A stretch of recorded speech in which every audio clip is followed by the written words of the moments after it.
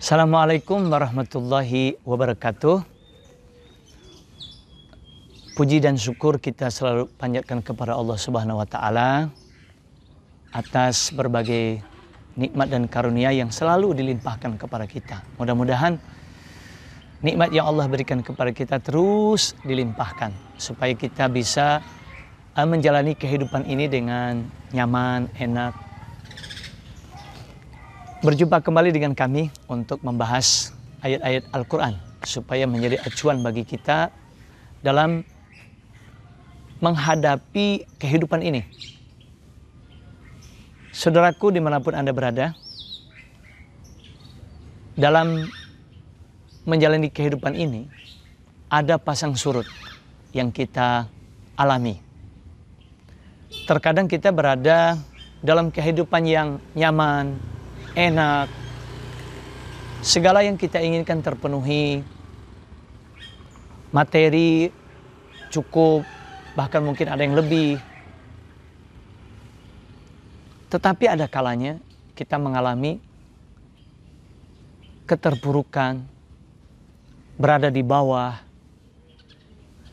kebutuhan yang perlu kita penuhi tidak bisa kita lakukan karena kondisi kita sedang berada di bawah. Tentu di antara kita mungkin ada yang nggak siap menghadapi situasi yang berbeda. Sebenarnya yang kita hadapi dalam kehidupan ini ibarat roda berputar. Terkadang kita berada di atas, terkadang berada di bawah. Seperti yang Allah firmankan di dalam surah Ali Imran ayat 140. A'udzubillahi minasyaitonirrajim. Iyamsaskum qurhun faqad massal qauma qurhum mithluh. Watilkal ayyamu nudawiluha bainan nas waliya'lamallahu alladhina amanu wa yattakhidha minkum syuhada wallahu la yuhibbuz zalimin. Iyamsaskum qurhun, jika luka menimpa kalian, faqad massal qauma qurhum mithluh, maka sungguh luka yang serupa dengannya telah menimpa kaum.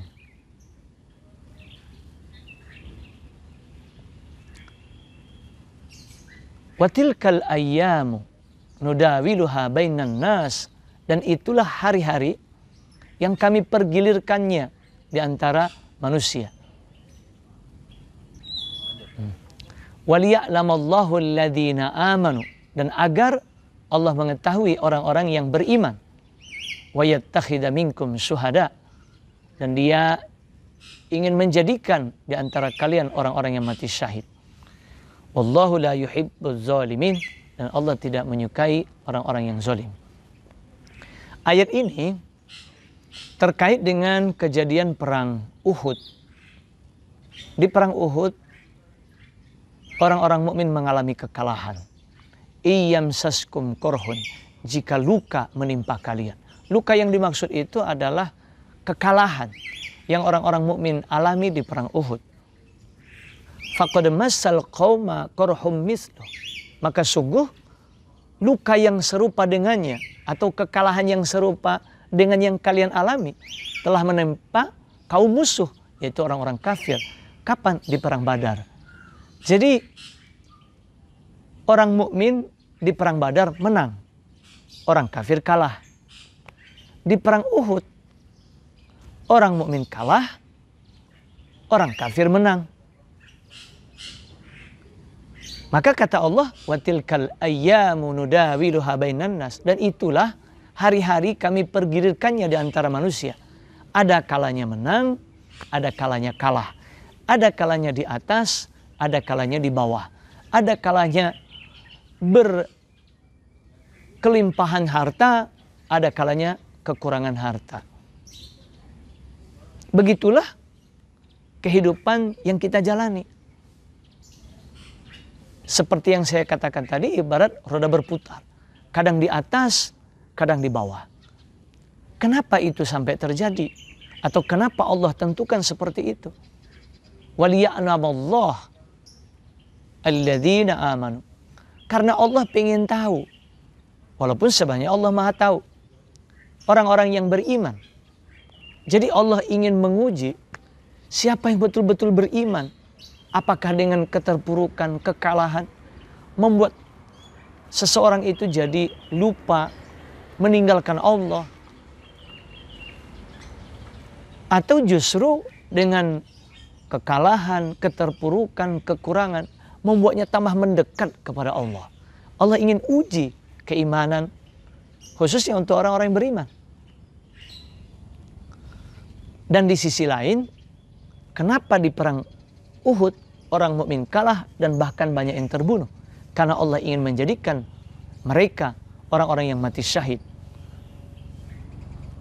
Yang mana mati syahid itu merupakan suatu kehormatan. Karena di akhir kelak tanpa dihisap sudah dapat kesempatan atau langsung nanti dimasukkan ke dalam surga.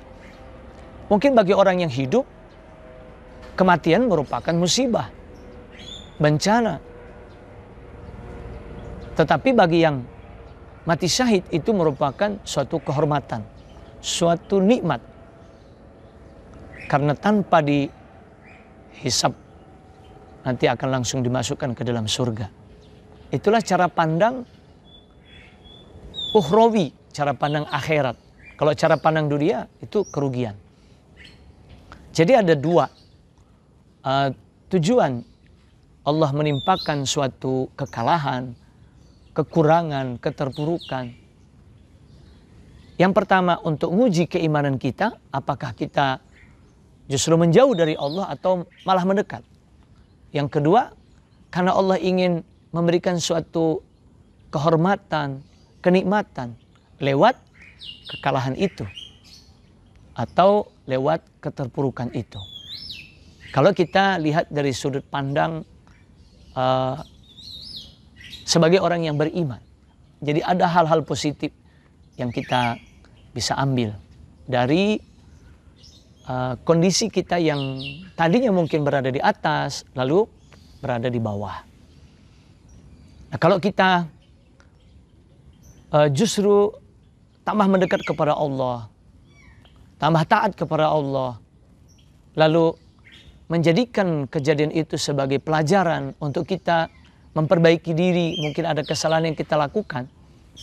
Seperti para sahabat di perang Uhud itu kan, mereka ada yang tidak mentaati perintah Rasul. Ya mungkin juga di antara kita ada dosa atau kesalahan yang kita lakukan sehingga Allah turunkan kita ke tempat yang rendah. Tetapi kalau kita mengambil pelajaran itu, Allah nanti akan angkat kita. Allah akan lejitkan kita ke tempat yang tinggi. Asal kita mengambil pelajaran atau hikmah. Nah di akhir ayat, wallahu la yuhibbuz zalimin, dan Allah tidak menyukai orang-orang yang zalim. Zalim itu memang banyak artinya. Bisa zalim artinya kekafiran, atau zalim orang yang tidak mensyukuri nikmat, atau zalim melakukan kesalahan. Nah, Allah tidak menyukai orang-orang yang zalim. Artinya secara umum orang zalim itu orang yang melakukan kesalahan. Nah, Allah nggak suka. Artinya apa yang Allah inginkan dari keterpurukan atau kejatuhan yang kita alami, Allah ingin kita memperbaiki diri. Kita introspeksi, melakukan perbaikan-perbaikan sehingga Allah nanti akan lejitkan lagi, Allah akan angkat kita lagi ke tempat yang tinggi. Mudah-mudahan renungan dari ayat 141 surah Ali Imran ini ya menuntun kita atau menjadi pedoman kita bagaimana menyikapi hal yang kita alami supaya kita bisa bangkit lagi dari kondisi yang saat ini mungkin banyak yang mengalaminya berupa kejatuhan, keterpurukan, nanti bisa bangkit lagi. Mohon maaf kalau ada kekurangannya. Billahi taufiq wal hidayah. Assalamualaikum warahmatullahi wabarakatuh.